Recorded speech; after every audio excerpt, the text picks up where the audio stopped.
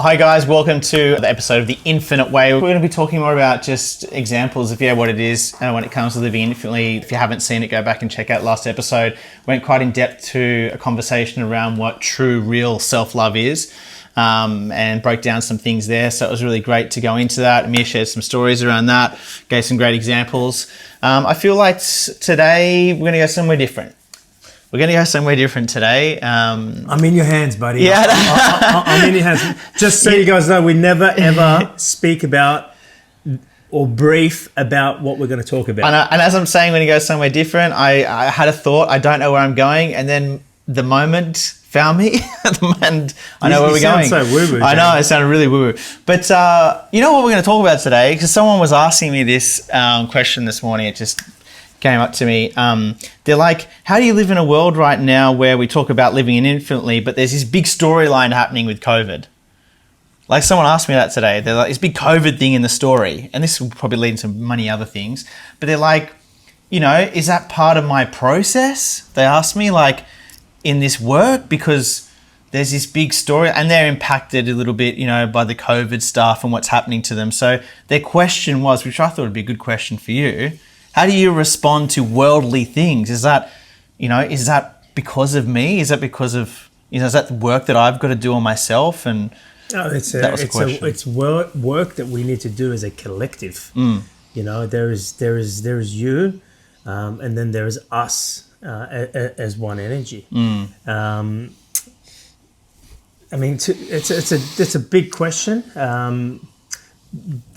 I feel where to start with that is to explain that joy, love, infinity is all a state of mind. Heaven, hell is a state of mind. It has nothing to do with your environment. Now, here's what you got to understand. Your environment may reflect the joy that you feel, but the story of you got to understand the story. If you're measuring how you feel about yourself from the story that's showing up in your life, you're in trouble. You're in trouble in multiple ways. And when I say that, that's what most people do. Well, most people are in trouble.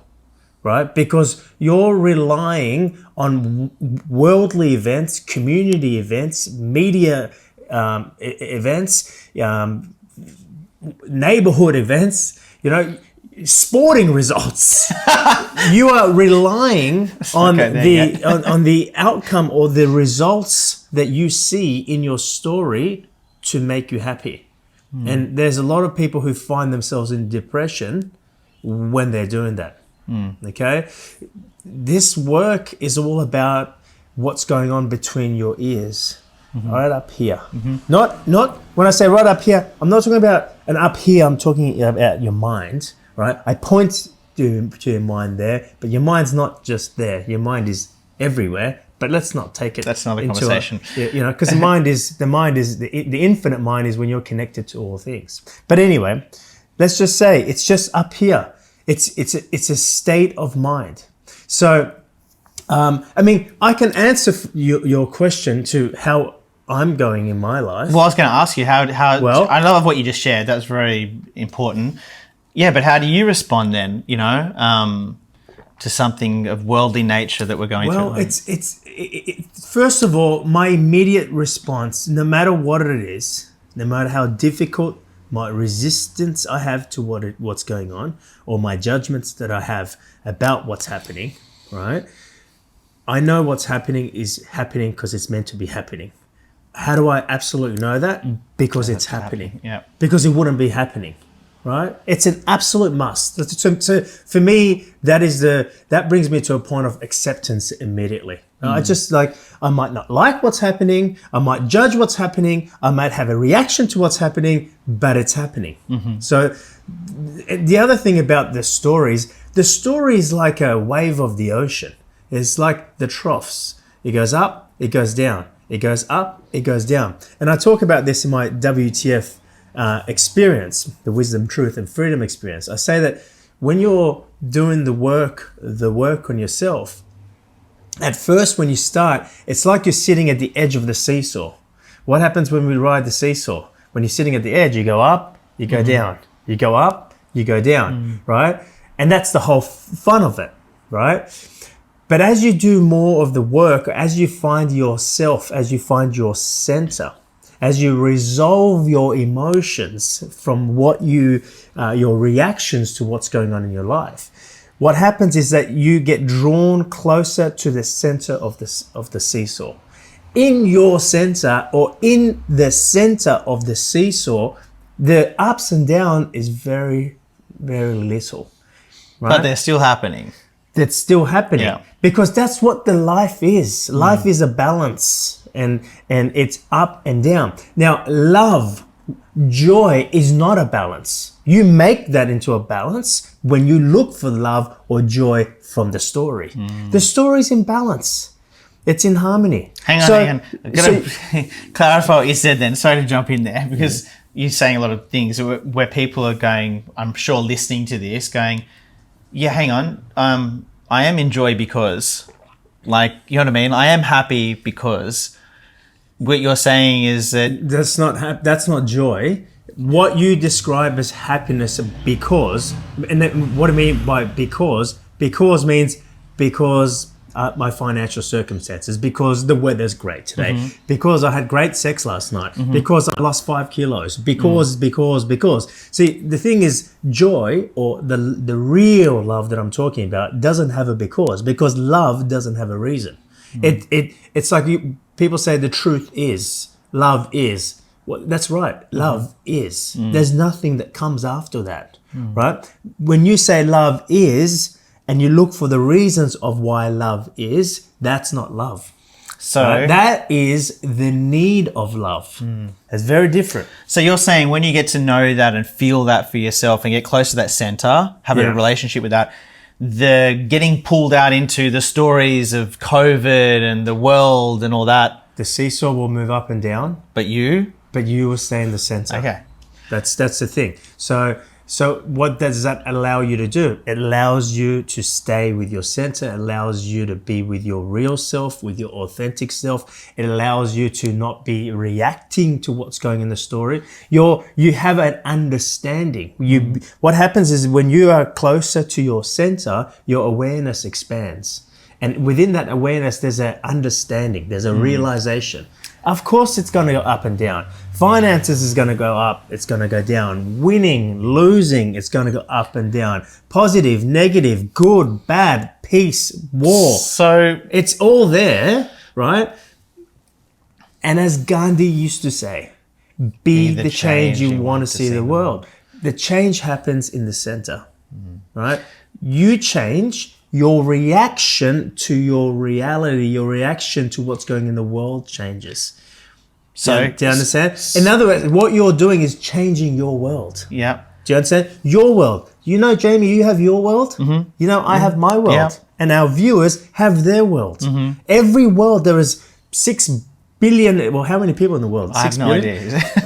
Something around that. There's billions of different worlds. Yeah. That's why I say heaven is a state of mind.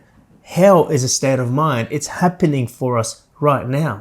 And your state of mind determines what you see in your world, what you react to in your world, and what you're free to express or give or share in your world. So what do you do in your world right now when all these people are, talking about a pandemic? And so what are you tangibly doing in your world? I understand. First of all, I understand this is a process that we're going through as a collective, and we must go through it. Yeah. I mean, I see so many pros and also cons of what's happening, but there is obviously, this is the first time, well, not the first time, maybe in 100 years, where the world as a community has the opportunity to come together. Why? Because we're facing the same thing, right?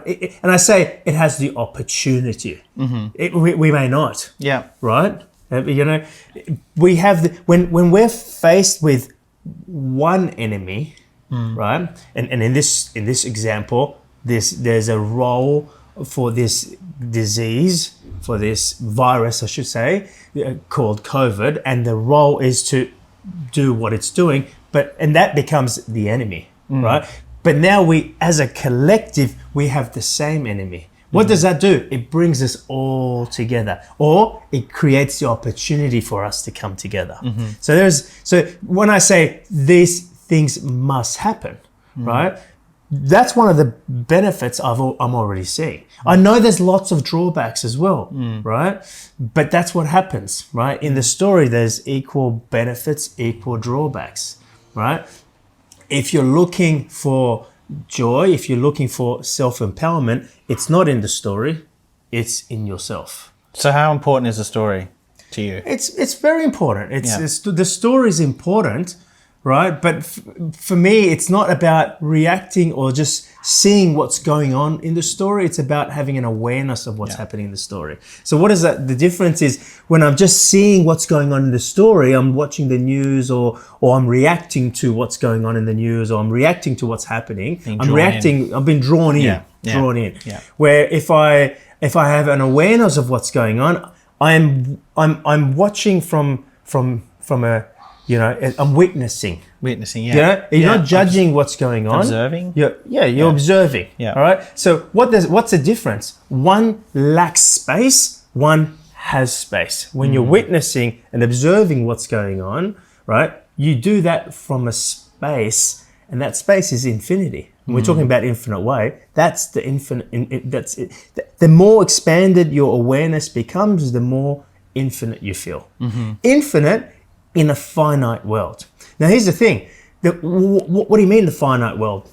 Ask me, Jamie. What do you mean the finite? Well, the finite world is the story. The finite world is how, or it's what we're here to experience, right? For example, in the story, there is gravity. Right? Can we bend the rules of gravity?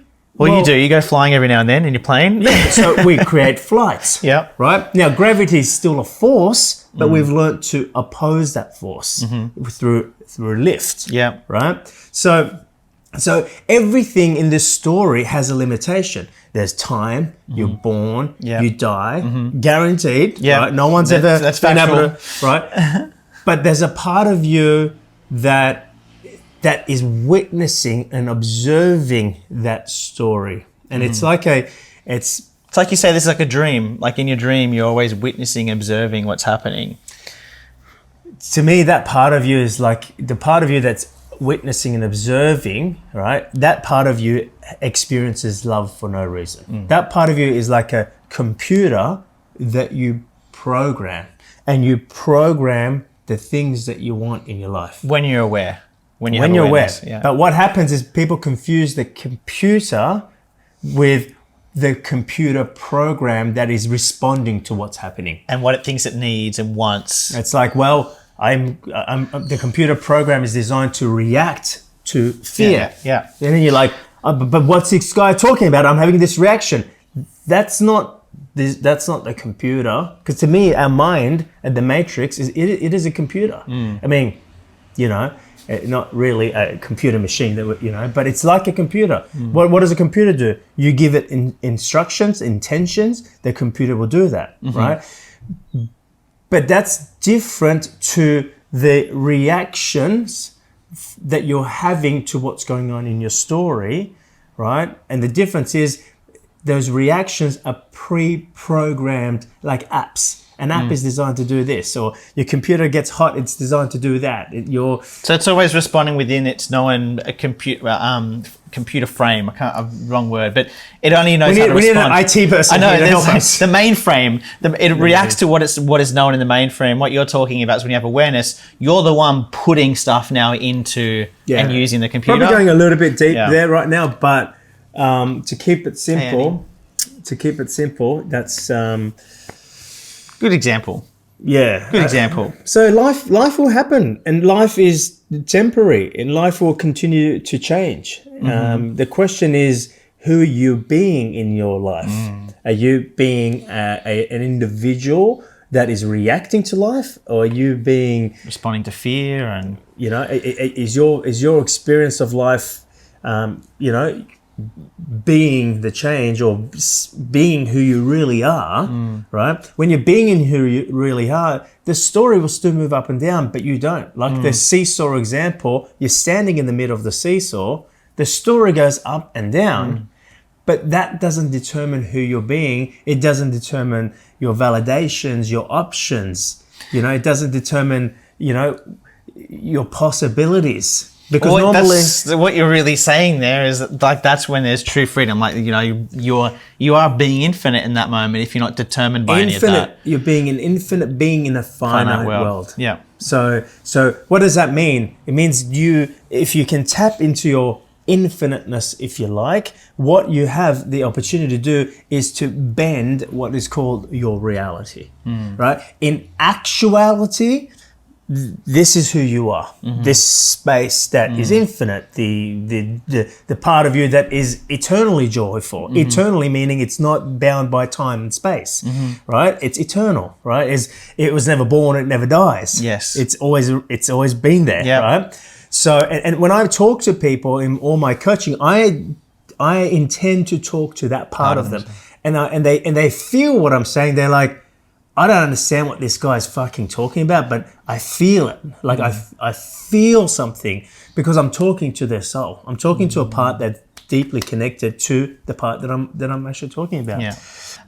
But yeah, look, that's a pretty big conversation what you just shared because I suppose a lot of people, I'm at these days, like I'm at a point where I know like from, it's been years now practicing that and living with awareness, and feeling what it feels like to move with space. But like I got drawn into the story a couple of months ago, like a little bit to the COVID stuff and, the truth side in the story. And I remember you were like, but what's the real truth? And I'm like, yeah, and it's so tempting to get drawn into your story, whether it's COVID or what's happening financially or things like that. And I remember how much work it's taken to get to a point of just having space, not trying to, just having space. I want to acknowledge, what is going on. I don't want to be in denial of what's going on or reject it. I just, for me, with what's going on with COVID, has that affected me financially?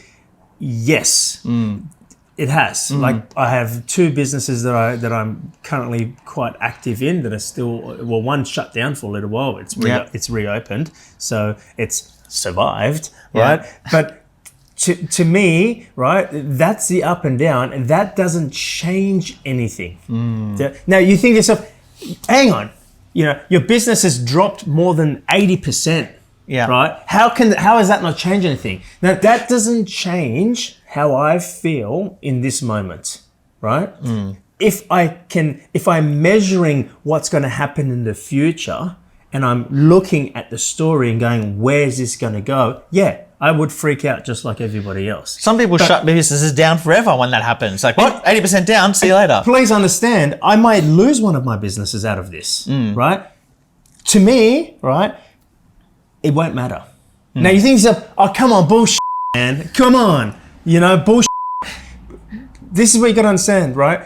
For me, if it's the troughs of the up and down, right? If one of my businesses disappeared, right, it would change form into whatever has to happen for me to be, because my lifestyle, my possibilities is determined by what's going on between my ears. It's determined by my view. It's not determined by how much money I make from my businesses. So therefore, when my business goes up and down, I'm like, well, that's interesting. That's what's happening. Do you understand? I'm not freaking out because my view is different. My view, I'm in the middle of the seesaw. Well, of course it's going to go up and down. I don't know if I'm... No, it's very clear, but most people are going to hear that and go, I don't feel that at all. Like, their business drops, their income drops, and they're completely... Because you're determining your reality by what's going on outside. Yeah. Right? So what is going on in your story is giving you the validation. It's giving you the permission to be yourself. It's giving you the possibilities that you see. See, for me, my permission comes from within me. My validation comes from within me. And definitely my possibilities come from within me. When did you what does that mean? It means that I feel what's possible in my knowing before I go and make a decision in the story. That I don't look for validation in the story. If I feel that I'm going to do something or something's going to happen, I make my decision based on that feeling, not based on what does the story say. Do you understand? 100%. Most people listening to that going, what? How do you even grasp that? Because there would have been a point in your life. By doing the work. Yes, I was going to say. But so do you remember moments like in your story where you started to realize this was happening and it was real? Because most people may sense what you're saying, go, okay, I can feel where I felt that sort of certainty or knowing, but, but your buts have gone. There's no more buts. You're just like, nah, that's what's true.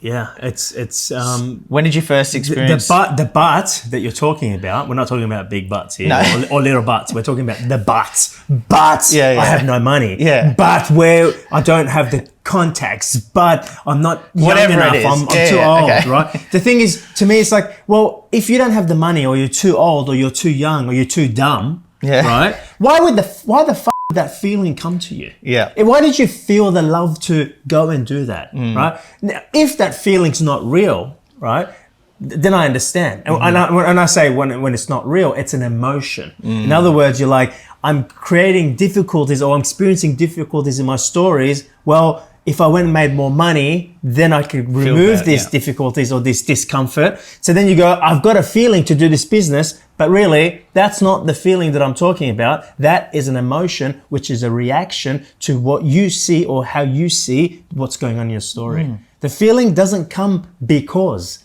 suddenly you feel, oh, I love this person. I love talking about children. Like when I say, well, I love when you love your children. If anyone's got kids, you just realize you love your child. You didn't go think to yourself or get to a point of making a decision that you love your child. What I'm trying to talk about here is that this part of you is always there, right? That you're just not always there. Yeah. Well, if you're not there, and where's there? Here. Present. Here in the now. So if you're not there here, then where are you? Well, you're in the past. The story. Yeah. You're in the future. And even if you are in the present moment of the story, you're seeing your present moment of your story based on what happened in the past. But I failed last time. I want to get them back because this happened in the past. Or, if I can have my future here, I would feel better about myself. So all your decisions are made even from the moment. What are you laughing at? I love it. I'm not laughing.